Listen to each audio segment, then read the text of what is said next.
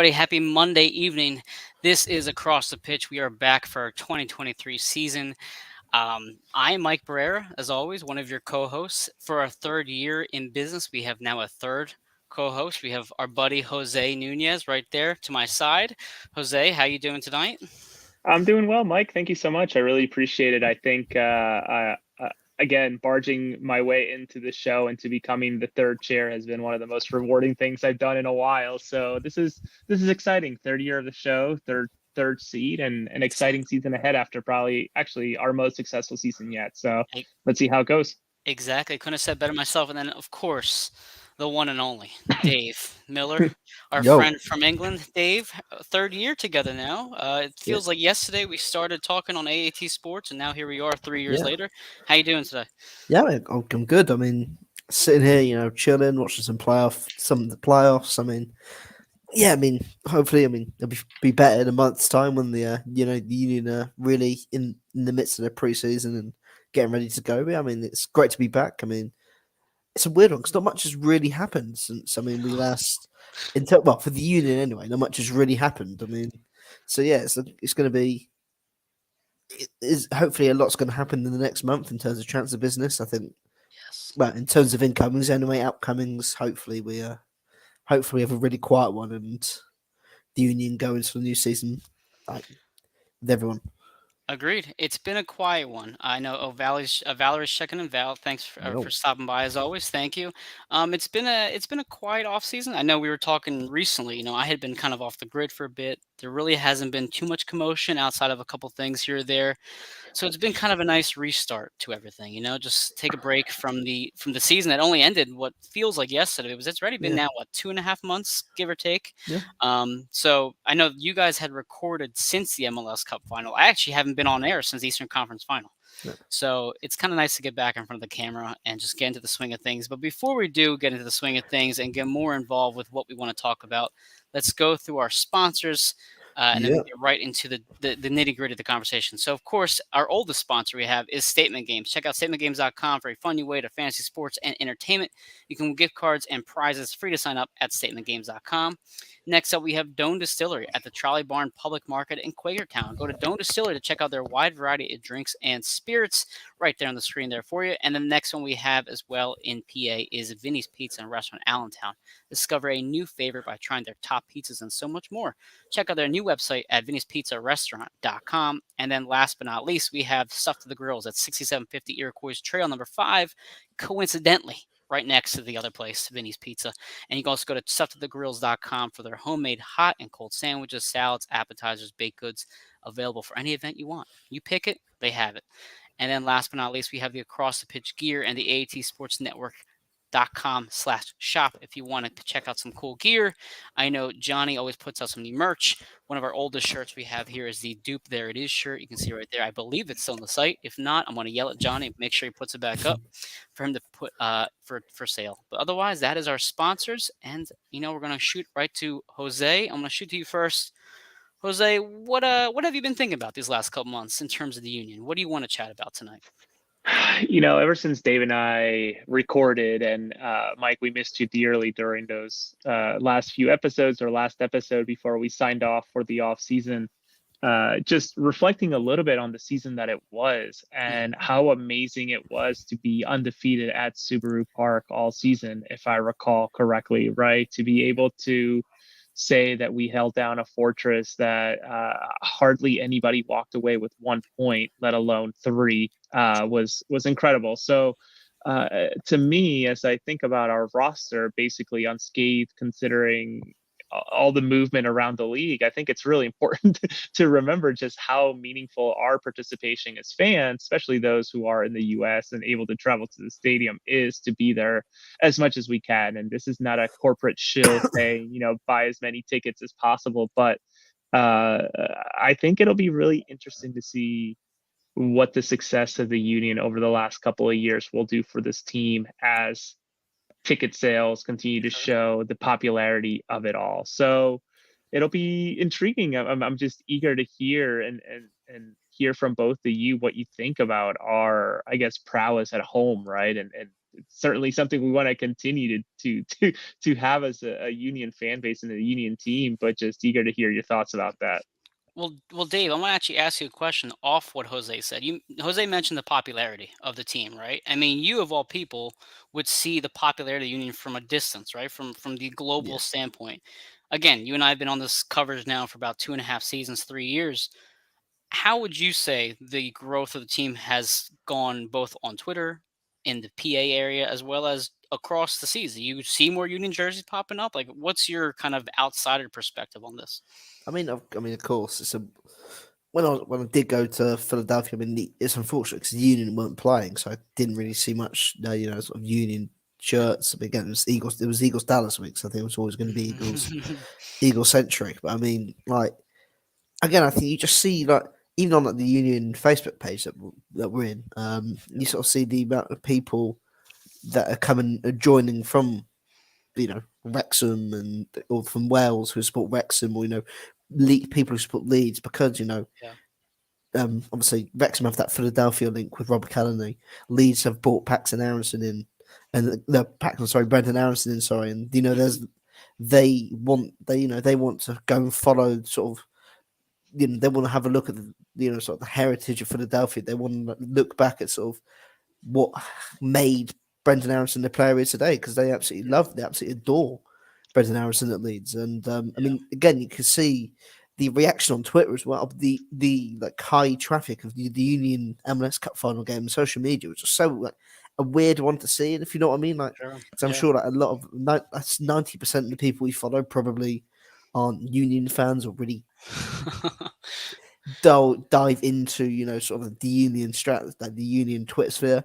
So to see so many people tweeting about the game, and was just quite a cool thing to see. Of course, it didn't end the way that we wanted, but I feel like the Union are continuing to make the right steps up the ladder in terms of growing in popularity.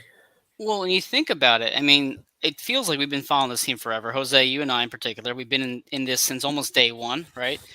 And it feels like we've been around for so long, but we really haven't. In the grand scheme of things, this team is still relatively young. We've only been here through about half of the MLS history, if not a little bit less.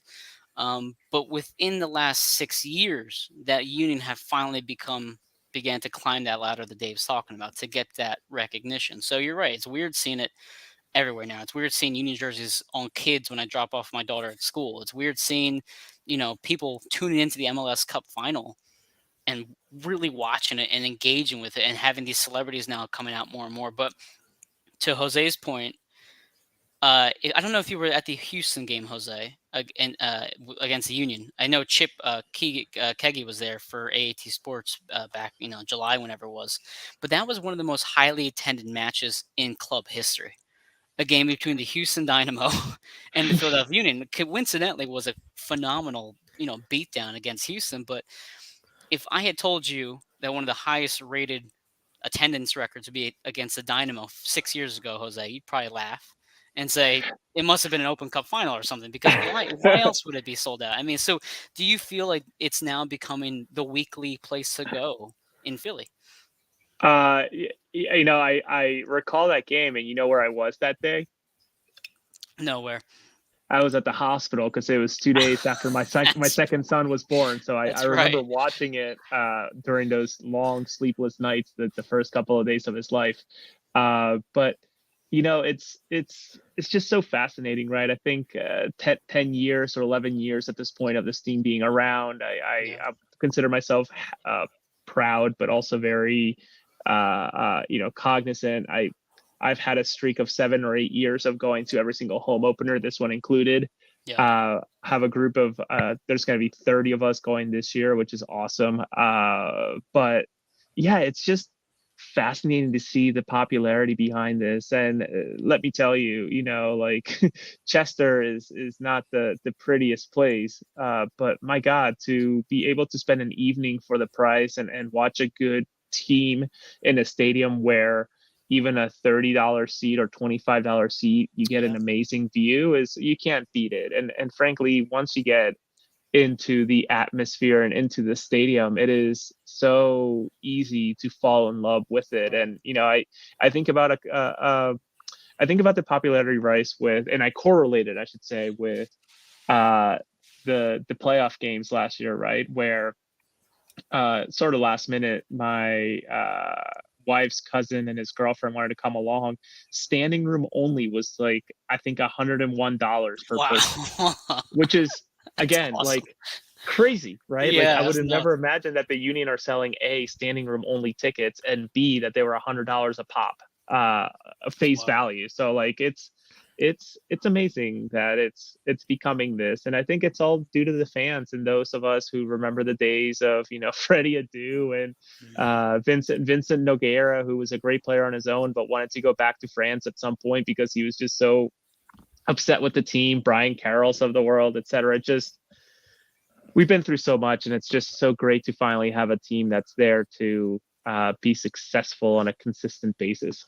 Well, that's a great point, Jose. So I feel like for years we've been kind of selling, trying to build. I think the Union's motto for so long was the future, right?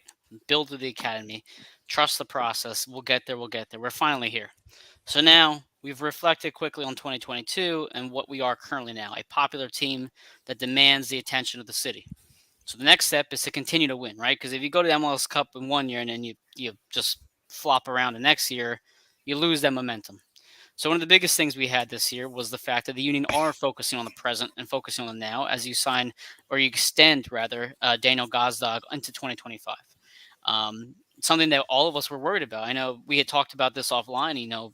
Does Daniel stick around? Are they going to bring somebody to replace him? When Paxton gets sold, is that the sign that they are looking at Daniel rather than Paxton to be that number 10 moving forward?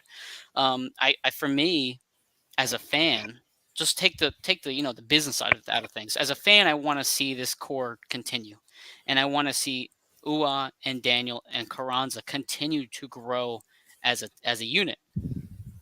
Now he's here for another 2.5 years. I mean, how important is that, Dave, to the team's future success? Current success, I should say. I think for both it's crucial. I mean, your best possibly. I mean, going off this, easily the greatest single season in Philadelphia Union history. I mean, I don't think there's any doubting that. I mean, 22 goals, 10 assists across the entirety of the season is ludicrous for a player in Daniel. What Daniel was playing.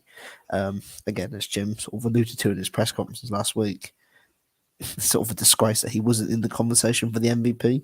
Yeah, and perhaps we might see a Daniel Gazdag with bleached blonde hair or nice bleached mohawk this season, to really get the attention of the people. I mean, that seems the only thing that stopped him from really, getting the plaudits he did deserve. Because I mean, there was plenty of people who were writing articles saying, "Oh yeah, Gazdag's done this, but he doesn't deserve the MVP and stuff like that." And so, well, again, he's going to be such a crucial part of this team. And going into the season, as Jim has also mentioned, this team, they're fighting for 6 trophies. They're fighting for 6 trophies. I think you put it in, the MLS Cup, the Support Shield, Leagues Cup, Open Cup, CCL, and Jim sort of made the point that, yes, I mean, the Eastern Conference isn't really a big sort of trophy, but it's something that they're going into as defending champs. Yeah. They want to retain that trophy. That is something that is theirs, and they don't want to let go. And again, if having a player like Daniel Gazdag, who now has 2 years of experience in the MLS, has scored goals, he's adapted his game to the level, he's now acclimatized to it. He is the perfect player that you can rely upon to score goals, get assists, and build the team around. I mean, again, you've got really good players in there already, but he's the player that you can build your attack around. And having 2 really good players in front of him, Uar and Carranza, is really going to help. With that 3, I mean, we saw last year as the season went on how good they became. Right. So I mean, again, if you can keep those 3 players alone together for the next 2-3 seasons, there's unlimited potential. And then having players like Quinn Sullivan, etc., coming off the bench, I mean, it's even coming in and making it a front 4. Maybe if Jim expands to play with a 2 attacker midfield sort of option, there's definitely there's ways that this group can expand. But again, having that core 3 is going to be so crucial for the future. Jose, I'll kind of shoot it to you to kind of piggyback off Dave there. It's what else can we wish for, right? Well, actually, I know what else we can wish for. We can wish that the next 3 weeks a certain player that's first name starts with a K and last name starts with a W sticks around with us all year, right? Who I think we're all expecting Kai Wagner to just be picked off somewhere in Europe. But in regards to Daniel, we can only hope that he gets remotely close to what he did last year. And if he comes pretty darn close to it, I would say it's well spent, every single dollar of it. So, to your point of gelling, Mikel Ua for most, if not all of the season, was only giving us 60 minutes, right? 60, Yep. 65 minutes. I reckon that if you give him an additional 30 with some more players that he's acclimated to, much like the transformation that we saw in Daniel from year 1 to year 2, Mikel Ua from year 1 to year 2, Yeah. I can only hope that things will just click. And that's what's so interesting and intriguing to me. And it's unfortunate, at least I think unfortunate. I hope I'm surprised that we're not going to be able to see as much preseason as I wish we could actually watch games to see these players click. And I know that the rosters and the formations, et cetera, it's all toying around leading into the games and the season, the tournaments, et cetera. But man, to be able to be a fly on those walls or by those fields during the preseason with this team is something I wish I could do. But in regards to Daniel, well deserved. Enjoy your money, enjoy your bag, and I hope that after 2.5 years we get even more money out of you, or you stick around longer. It's a win-win situation, frankly. Well, listen, you guys bring up excellent points. A couple things you mentioned in particular, Jose, regarding his playing time with Ua. But when you think about, as Dave said, the recognition that Gaza got, yes, was he recognized across the league as a top player? Sure. Was he snubbed for the MVP race? Absolutely.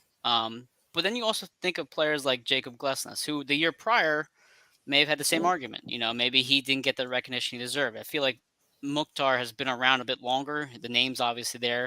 It makes sense that he wanted this year. Maybe Daniel's now, that's his turn next year to get that little bit more recognition, more of that longevity with scoring at a high level, that kind of stuff. So maybe this is Daniel's year to kind of hit that next bit of accolades under his belt. But I'm excited for Ua as well, because one thing that we had discussed at length, Jose, was the fact that Corey Burke took up a lot of Michael's time on the field, and now Corey's gone. So does this mean that maybe Curtin pushes Ua 80 minutes with Carranza? Does maybe the change in substitutions now finally happen for Curtin? Because last year was like clockwork. The 60th minute rolled around. Corey Burke came in, rightfully so, because Corey played actually pretty well towards the end of the year. And then him and Carranza finished up the job. Does Ua's now, hopefully his health as well as his adjusting to the MLS, change the way Curtin approaches his substitutions? Maybe they both play together longer. Or maybe just Quinn Sullivan takes the place of Corey Burke. Because at the same time, if you remember, towards the end of the year, Carranza went on a long scoring drought for about like a month and a half. He didn't score. But Corey kind of came in at that exact time where he was playing at a good level. So you didn't really feel Carranza's lack of scoring very much. So is Quinn able to be that guy who can continue the scoring pace and the contributions the way Corey did? Or does Jim focus on substitutions more in the midfield? Does he get Bedoya off the field more often? How does Leon Flock come into play here with the substitution? So I'm interested to see if Corey Burke's departure finally gives time to Ua that we both have been wanting, because I agree with you all year, Jose. I don't think he should have been taken out in the 60th minute when you're paying him the kind of money you are to contribute the way he is. Unless it's health related, right? If it's an injury, if it's what's the term in basketball? Load management. Load management on a soccer player, maybe. I'm not sure, but Sure. I think the point stands, right? I think we expected more time out of him, but maybe it was very much a situation of wanting to get him situated, different weather, etc. The heat and the mugginess of Pennsylvania in the summer and in the spring, etc. Whatever it was. Also an abbreviated season in a way, right? Because of the leading into the World Cup, it could not have been stretched out any further.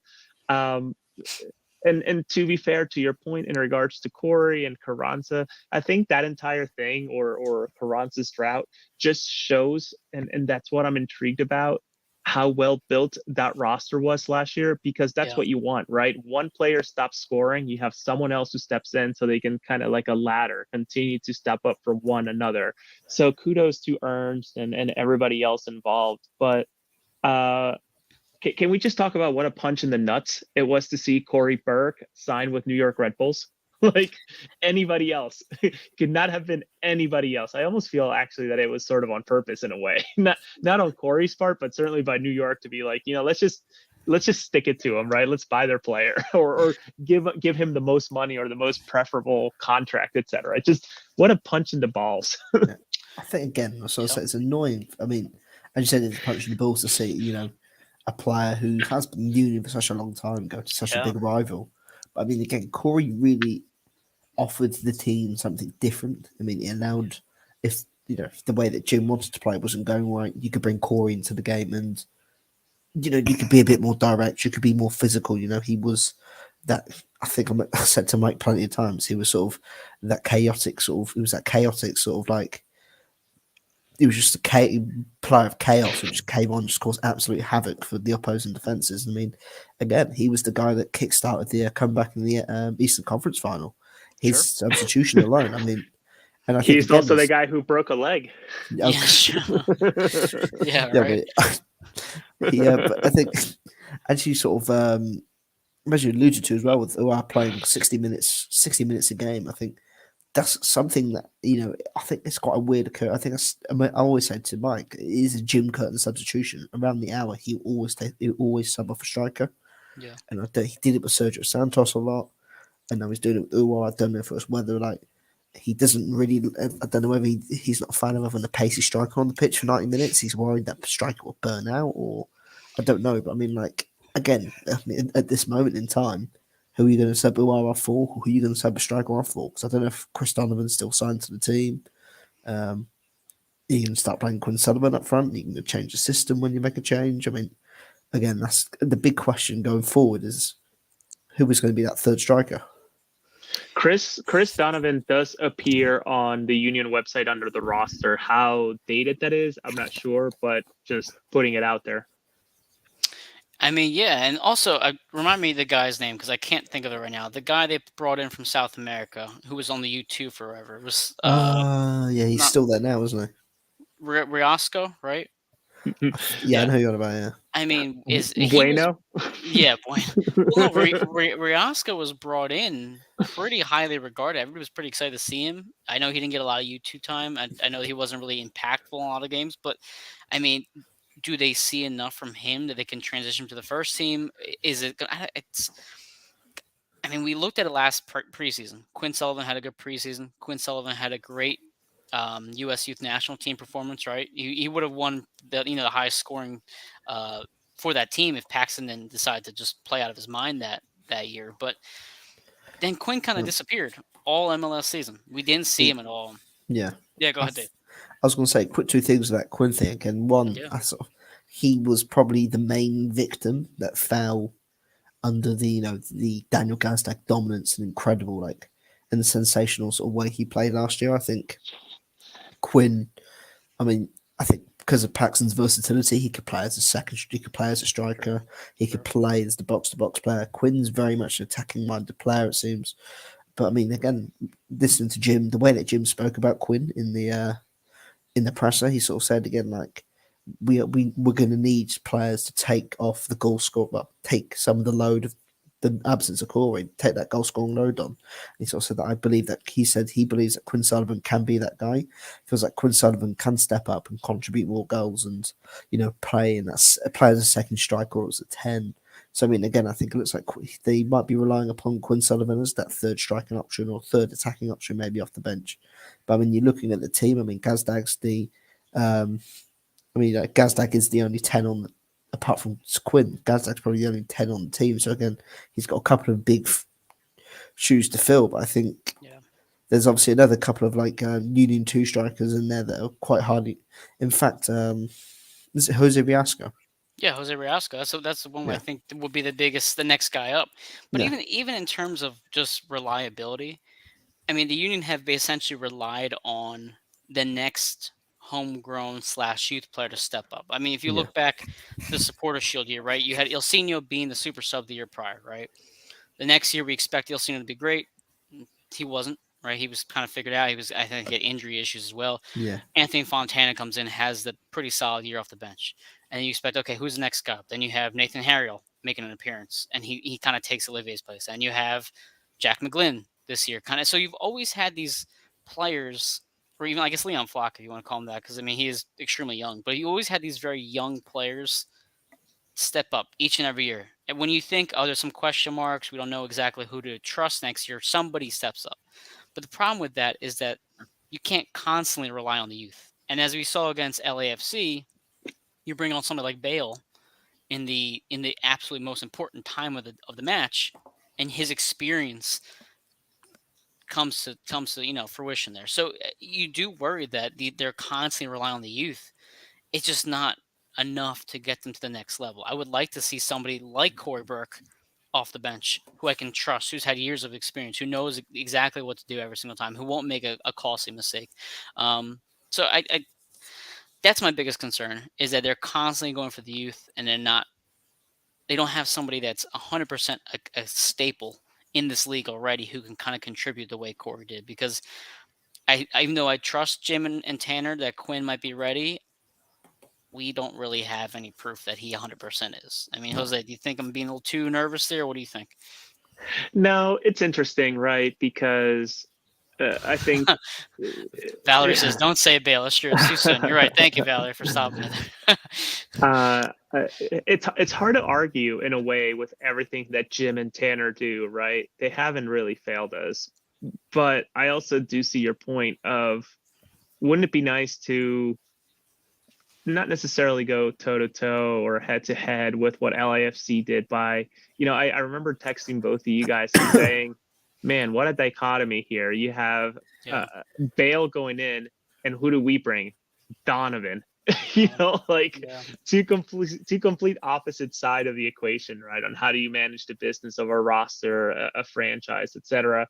So do I question their thoughts or their logic or ideas? Maybe a little bit, but yeah, I agree with you. It would be nice to bring someone who's tried and true, someone that is reliable, and we're not just waiting for the random spurt, the moment that they can bring. But again, it's hard to argue with what's worked in a way. Yeah. I mean, dare I say, they need a Warren Creavalle style player on the offense to replace Burke, because that's the thing. You got into a lead, you bring Creavalle, and he'd hold the fort down, and you kind of could trust that he would do that time and time. It's weird to try to compare somebody to Warren Creavalle, but I mean, that's kind of what I'm looking for here. Is somebody that I know will go in there, do his job, and kind of get done. But yeah, go ahead, Dave.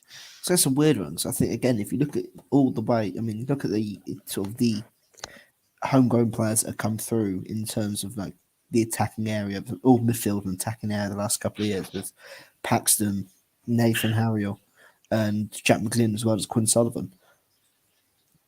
Quinn Sullivan's been the one that they've spoken highest about. I mean, Jim's given him incredible praise, and he thinks he can go all the way to the top. You listen to the way that Ernst speaks about him in his pressers. He's glowing about Quinn Sullivan. He absolutely adores the guy. And I think they hope that he's going to be that guy. And I think at some point for the Union, it's got to be, if not when. I mean, he's still a very young player, I agree. But again, if you're going to keep burying him down the depth chart, you're not going to send him out on loan to another, to a USL team or even abroad into Europe. I mean, when are you going to give him his chance? This year looks like it might be his opportunity to step in. And so again, Jim's alluded to the fact they're going to be playing over 50 games this year. Everyone. I mean, you'd think in theory it'd be nice that every player's going to get minutes. We know under Jim Curtin that he plays the same 11 for 12 games in a row and won't change the starting 11 once. Again, we saw during that CCL run where he had a 33, 34-year-old Danny Bedoya playing Saturday or Sunday, Tuesday or Wednesday, Saturday or Sunday, Tuesday or Wednesday, in the middle of the summer, going to Costa Rica, then coming back and going to Orlando, then playing at home, and then going to Atlanta. He doesn't change the team often. And I think that's going to be such an important point of this year, is the squad rotation and when he does it. Because I won't be happy if I'm sitting here seeing Ali Bedoya playing 5 games in the space of 2 weeks or 2.5 weeks, when you've got players like Bueno, Quinn Sullivan, Jack McGlynn on the bench, who are players that obviously have got a lot of talent but aren't being used, Well, as opposed to running a 34-year-old into the ground. listen, I think Jeffrey Mitchell will be furious about us if we did not mention Brandon Craig in this conversation. Yep. Because listen, we can talk about Bedoya, we can talk about who's going to replace Ua, but the reality is that you have a back line that is both extremely strong, but not exactly that deep. And Brandon Craig is that next man in the lineup. I mean, Matt Real is serviceable as left back. You know, we had decent moments at times with him. He's no Kai Wagner. We've established that already. No. But the problem is Stuart Finley was a very strong backup, and you could rely on Stuart Finley to go in there and handle the job with if Elliott was on suspension or Glesson's needed, whatever it might be, right? Brandon Craig is now that next man up. You also have players like Sorensen, who are basically not seeing any playing time.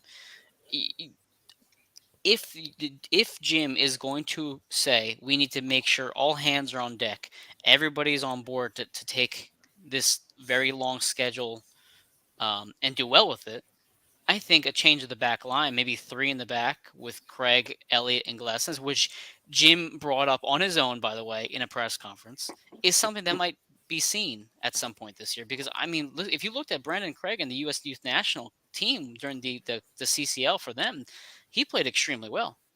And I would love to see him get some time and just give Elliott or Glessons a break because, I mean, they do need some rest. They cannot play every single minute, every single game. It's just too much eventually. Yeah, it's to me it's tough though, and just doing some quick math, someone like Sullivan only getting 13 minutes per appearance, right? Like that's, as a forward, that is so hard to get into the game, especially if you're coming in for the last 13 minutes on average, right? Like the game's already happened, people are settled, etc. There's a pattern, a flow of game, it's whatnot.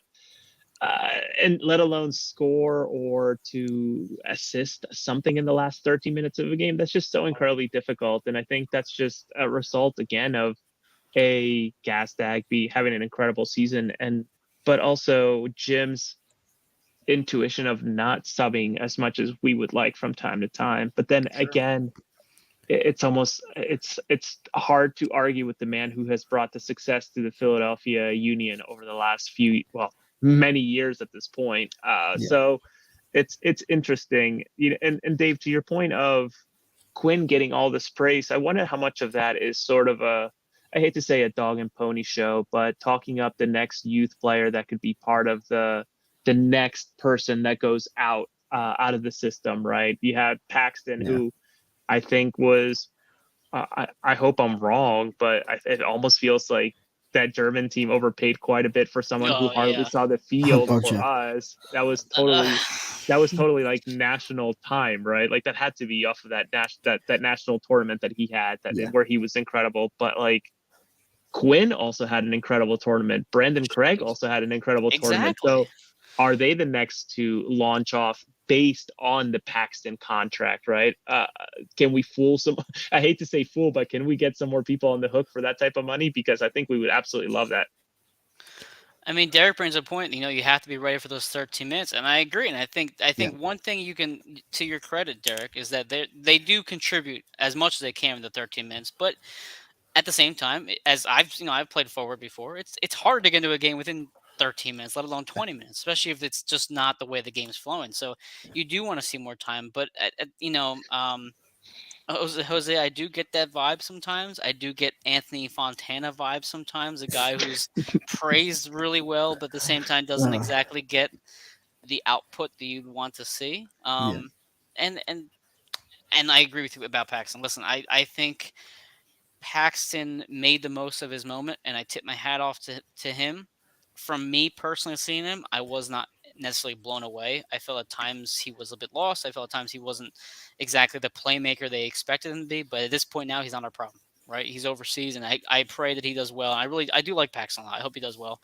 But if I had to see anybody go, I would rather have seen Paxton leave than Quinn, because to your point, Dave, I do kind of agree with Ernest and Jim. I do see a lot of potential out of Quinn Sullivan. We've seen it, even to Derek's point, those 13 minutes. So now let's get 20. Let's get 30. Let's see exactly what this praise is about. I agree. I think I think out of him and Paxton, I think Quinn is definitely the more talented player. I think over the course of the last 2 seasons, when they both broke into the first team at the same time, I think we've seen more out of Quinn than we've seen out of Paxton in the first team. And again, I think there've been more brighter moments or moments that you've remembered that Quinn has done as opposed to Paxton, who again I think we said last year as well, or in the last 2 years, that he's a player he's a good player with a lot of potential, but again is he cut out for the men's game yet? We've seen a lot of times where he's quite lightweight off the ball, on the ball, easy sort of shrug the sides. And again, I agree with your point as well, Mike, in terms of like a 30-minute game, like you could bring Quinn on with 30 minutes to go or 15 minutes to go. And I mean, the Union are up 2-1, having to defend the lead, and Quinn's essentially having to come on to be up front in the zone, having to essentially chase the defenders passing the ball around the back, or just leading the front. So again, it's difficult in those sort of instances to really, make a difference. No, you're absolutely right. And Derek brings up a point. Derek says Bedoya is only on 1-year contract. That means he'd be phasing him out. And I again agree with you. I think Derek, that's a great point and a great segue for our next topic here. We're talking about the midfield. We're talking about the substitutions. Bedoya obviously is not going to play 65,000 games that we have this year. So is this the I don't know, Mike. Well, I don't know. That's not. You know what? You're underestimating that. Let me knock on wood on that one. But no, I think he makes up a good point. You know, what is Bedoya having one more year, kind of just being that, leader who passes the torch kind of thing. And I think we saw Quinn Sullivan on the right side, and I liked him a lot on the right side. We've also seen Jack McGlynn on the right side, and I know that the offense or the coaching staff likes him on the right side. I mean, how do you see Bedoya's transition this year, Jose, over the long season? It'll be really interesting. I'm intrigued on what happens when you have the transition finally happen, right? What does it look like on the last game or maybe the last 5 games of the season? What does that mean for the captaincy, right? Does it go to a Daniel Gastag? Does it go to Blake? Elliot? I don't know who. I mean, I think Blake is the sure bet, but is it guaranteed? I'm not sure. It's also interesting to think about. Just think about his last game, right? Or his second to last game, where he went for that header, landed on his groin, and he was injured for like the next couple of. He didn't play the MLS Cup final. I mean, he was. That was a huge injury, and you know what, Jose? To your point, also. After that injury, we noticed the team kind of having these off moments on the field, and how many people clamored saying that's why Bedoya is so important. Yes, Alejandro was having a fantastic season, but his on-the-field management was so important. Let's forget about the captaincy for just a second.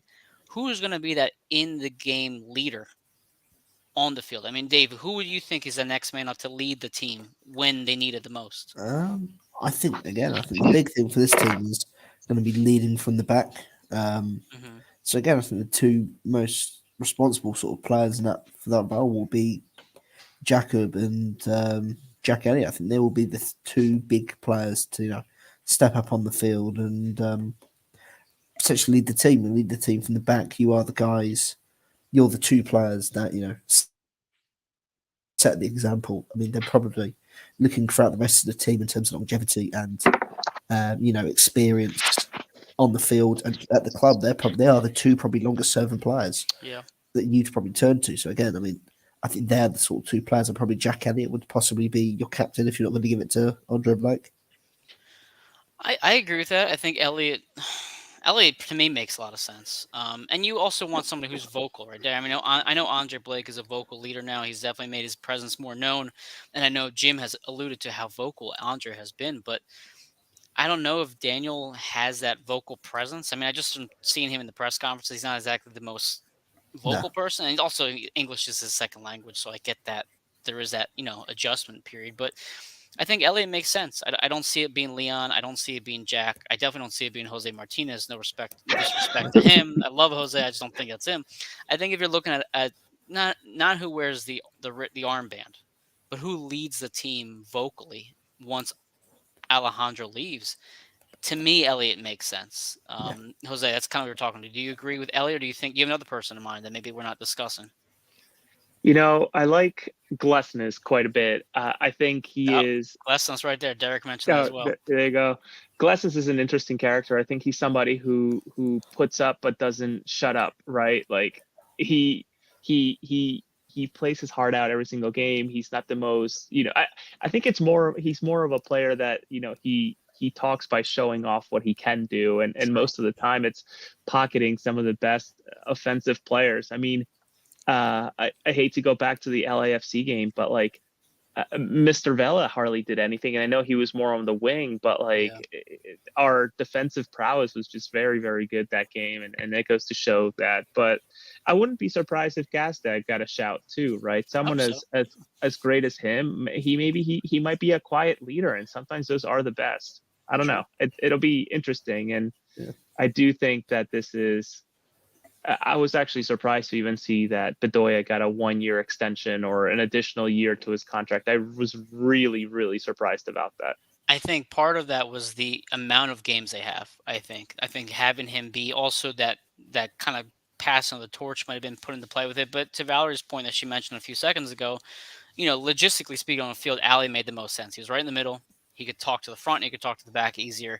Having somebody as far back as Glesnes may be might for the people in the front. They might not see the certain things the way that maybe Ali could. But yeah, Jose, I was surprised. I think if they won the MLS Cup, maybe he doesn't come back one more season. Maybe. Dave, do you not agree with me there? I think him coming back probably again. I think the fixtures is probably one thing. But I think the way he played last year was was probably another reason, because I think if he'd have played similarly to the way he played in 2021, where he looked sluggish, slow, really struggled to get a grip of the game, take control of the ball, and do work box to box, I think he probably would have retired, or there wouldn't have been a reason really for Jim to have kept him on, because I don't think he would have offered him to be more of a detriment than a natural leader or someone that could have helped the team. Yeah. But as I say, go back to Valerie's comment about logistically having the player further forward as being the captain or the vocal leader. I think you look at the amount of teams, the best teams in the world, some of the best teams ever. Look at the leaders they've had. I mean, the Germany team during the 70s with Franz Beckenbauer, even looking at the teams in the early 2000s, Chelsea's team, John Terry was their captain and leader. Arsenal during the 90s when they had one of the best defences of all time. Tony Adams as the captain and leader. Same again with Chelsea, one of the best defences in English football. At the time, John Terry was the leader, Fabio Cannavaro, Paolo Maldini, Javier Zanetti, Philip Lahm, and all these players who, even Manuel Neuer at the moment now is the goalkeeper manager for the captain for Bayern Munich and has been for Germany on many occasions. I think they are sort of the players. You lead from the back. I mean, you set the example from the back, and it's sort of. Again, I think it's a position where I think again it's very fluid. The captaincy can be very fluid, but I think again it's not typical to see players lead from the back and be a captain from there. I think the biggest thing that I think of in terms of Philadelphia captaincy is Claude Giroux, and the reason why I say Claude Giroux is because not many people like Claude off the ice. So in terms of like the fans, I feel like a lot of fans had issues with Claude, but the franchise was very loyal to Claude being the captain, and I think a lot of people respected the way they kind of signed Claude off. And I think the union do have to kind of keep that into consideration. How do they remove Ali from the captaincy? Because if you do it the wrong way, it's going to rub the players the wrong way. And ultimately, that's going to affect the locker room, et cetera, that kind of stuff. So I do think that the way you approach it is very important. It has to be done delicately. As Jose's point, how did the last 5 games look? How is his last game seen as a union player? You hope it's not injury, and you hope it's on his own terms kind of thing. But it's going to be very tricky because, the next person who does take that role will fill very big shoes, because Alejandro was the best captain in Philadelphia across all the sports for years. I mean, I put that up with Claude. I like Claude, but I mean, Alejandro led the team with a lot of respect. So, I mean, Jose, any last thoughts on Bedoya and his captaincy? How many years in between Alejandro Bedoya's last game and him joining the technical staff or the backroom staff of Philadelphia Union? Because it 3 really probably.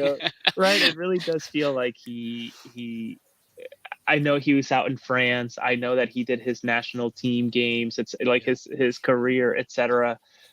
But I can't help but to think that he is most defined by his time in Philadelphia, and maybe it's a recency bias of him, being here now, and just feels like just yesterday that I was getting this poster behind me of him against the New York Red Bulls or whatever. But like, I can't fathom him just completely disappearing the way that Sebastian Letou has come to I don't want to say haunt us, but always around, right? He's like the ghost that never leaves the Philadelphia Union in a way, where like he's the Ring of Honor. And frankly, how long until Bedoya gets into the Ring of Honor? I can't see that more than 2 seasons. If he retires this year, I say probably the next year, if the year after. I mean, he deserves it more than anybody. Outside of Blake, obviously. I was gonna say Blake Bedoya are probably 2 shoe-ins for sure. And if Gastag maybe 2 years of the Gastag we got last year, I think 3 years of that type of level, like gets in, right? Like, Jim Curtin when he leaves, of course. I mean, listen, it's fun to talk about. We really last year we knew Ali was sticking for the year, and there was some question marks about whether he'd be there past that. But now that we're finally here and we're talking about it, I mean, this really does feel like his last season with the Union, and it's gonna be tough to see him go. I know from just talking to him personally, he's a great guy and on and off the field. So I'm gonna be very upset when he does finally leave. But go ahead. I petition that when it's time, and I think we'll remember Jim for all the positive things versus those really hard years early on and maybe midway, whatever. Open Cup losses. I petition that the River End no longer be called the River End, but the Jim Curtin Stand or something like that.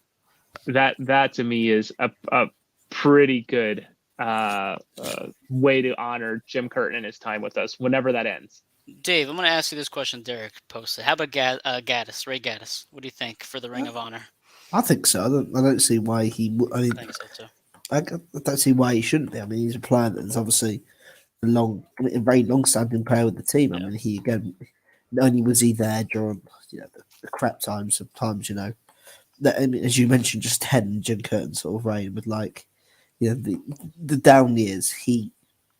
He plays during the time he played with the team on their ascent up to the top to winning the MLS Supporters Shield. He was good that year, man. He was solid. Yeah, go ahead. He stayed loyal. He stayed with the team till the end. I mean, for sure, I think he deserves. I mean, it might take a couple of years, but I think he deserves to.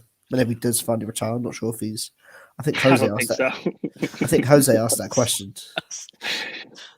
Jose doesn't agree with that. With the No. I think that's fine. I have no qualms against the man. He's totally fine. My thinking was we can't put him in if he's still playing for a team.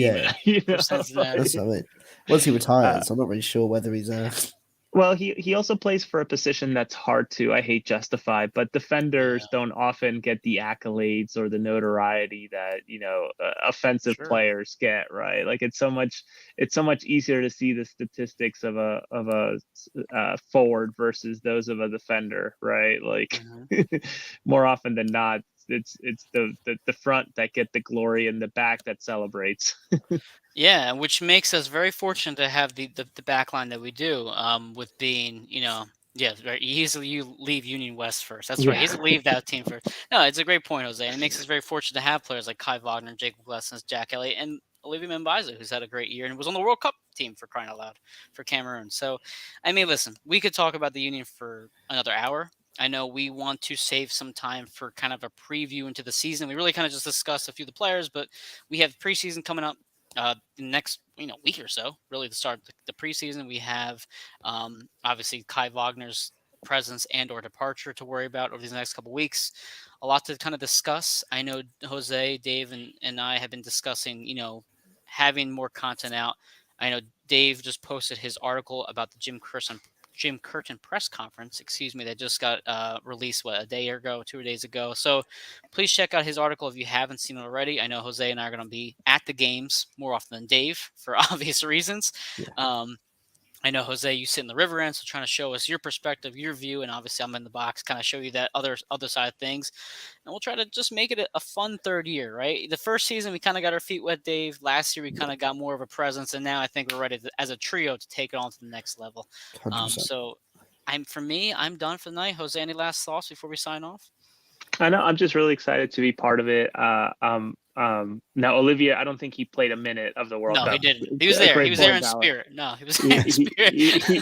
you know, to be fair, Val, what was really cool was following Mbizo on Instagram, because he really gave you a good look at the facilities through his Instagram stories of how nice it was, despite him not touching the grass once under regulation time. So, final thoughts. Really excited. I'm eager to be a pain in the back of whoever the representatives with the union that answers to us, to continue to push them a little bit, and try to get us some more access and whatnot. But just really happy and thoroughly enjoyed participating with you guys, and now in an official way get more involved. Absolutely. Dave, I'll shoot it to you next. I mean, again, I think it's going to be a nervy 2.5 weeks, trying to see what happens. I mean, again, it's not just Kai Wagner, we're looking at Jose Martinez. I mean, again, Olivier Mbizo as well. I think, going off the topic, I think he's a player that a lot of people are expecting that to get that European move at some point. It could be in January. I got thoughts about Olivier for the next episode. Just a little teaser. Yeah, I think it's going to be interesting. 2.5 weeks, and of course we'll be live again during the next 2.5 weeks to document our thoughts again. If something happens, if we get closer, we do have Kai Wagner for the next 5.5 months for the transfer window reopens in Europe. To Valor's point, Mbizo did get some TV time, so he got a couple seconds. And then Derek, if just to answer your question, we talked about Quinn Sullivan as a replacement for Burke. We'll see what happens over these next couple weeks, how the change of formation goes and all. But yeah, Dave, Jose, great points. I'm excited to talk about the Union this year. Again, we'll be airing every Monday night. Thank God we got off Fridays, Dave, because I could not give up my Friday nights anymore. So Monday nights around the same time seems to be good for us. Again, follow us on Twitter. All of our handles are below and attached and scrolling. Embraer1323, Jose R. Nunez, I believe, is your Twitter handle. And then Dave GFC Miller. Again, you can follow us at AAT Sports _ on Twitter, Facebook, YouTube. I actually just created a TikTok, believe it or not. I post a couple Union things on there. My editing skills are getting better. Trying to, revamp things, get into 2023. So again, guys, thank you for joining. Derek, Valerie, appreciate your comments. Very, very insightful and helpful here. And otherwise, guys, we'll be back. Hopefully discuss some preseason games and look into the next couple weeks of the Union. Hell yeah. All right, guys. Have a good night. See you. Dude.